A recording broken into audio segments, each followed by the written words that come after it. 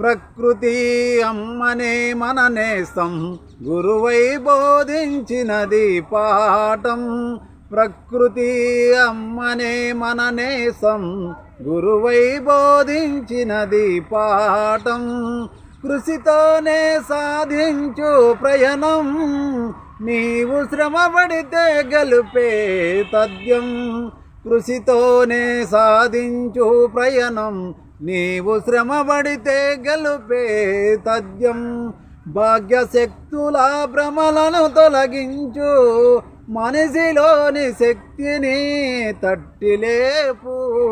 భాగ్యశక్తుల భ్రమలను తొలగించు, మనిషిలోని శక్తిని తట్టిలేపు.